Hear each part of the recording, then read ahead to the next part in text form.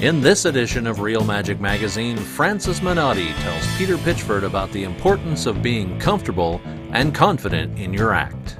I think one of the most memorable moments I ever had, which was a moment that made me realize that I'm comfortable with where I am and who I am as a performer at this point, was a few years ago at Monday Night Magic in New York. Todd Robbins, who was emceeing that night, came into the dressing room and he said, "Oh, by the way, just so you know, there are a couple people in the audience. Topaz is in the audience tonight." And then he said, "Oh yeah, by the way, Lou Reed is also in the audience." And almost as an aside, as he's walking out and as we're just processing this and thinking, okay, well, that's interesting, he said, "Oh, by the way, Steve Martin is also in the audience." And so it was this strange trifecta. I mean, Topaz, the magician that I was revering and saying was a great magician. And then, Lou Reed, like, oh, wow, that takes it up a notch. And then Steve Martin, for whom I've had absolute utmost respect, one of my favorite entertainers for years, for most of my life. And it was funny because at that moment I said, okay, am I nervous? I really had to sit down and kind of just go into myself, whatever that means. I was just thinking, oh my God, am I nervous? And I realized after thinking about it, no, I'm not nervous. Because basically I'm going to do my act, and the act is as good as it is. I'm going to do it, I'm going to get out there, I'm going to do it, and whether or not he or those people like it is irrelevant. They'll either like it or they won't, but it's not going to be the fault of the act. The act's going to be good because I'm going to do it and do it well. And after that, it's just going to be a matter of their opinion.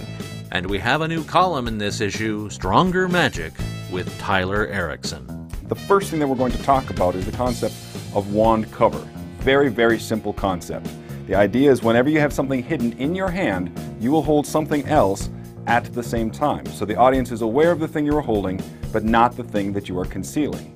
So worry less about where the palmed object is and more about, are you holding on to something?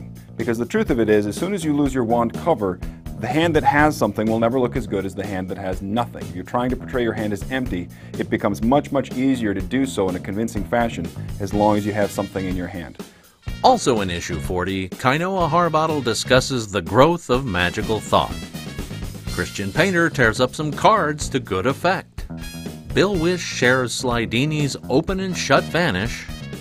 And Doc and Cosmo discuss finding the little bits of gold that add humor to your act. Yeah, I used to have this thing at the tower, I always had a backup bartender work with me, and I'm doing the thing, suddenly somebody would say something, and it's like, oh boy, the whole crowd went nuts. They go, write that down, will you? Everybody laughed just like you laughed. You know what? The laugh's on you, because when you're out of there and we're sweeping up and like, hey, I was right in the middle of that one routine where I did the 3-card Monty thing. What did the guy say? Oh yeah, you know what? Tomorrow night, you say that.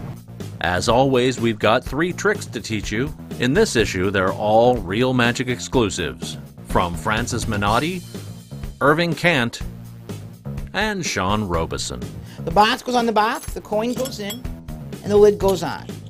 So now again, all I do is push, and the coin falls through the box and through the box. All this and much, much more. It's Real Magic Magazine.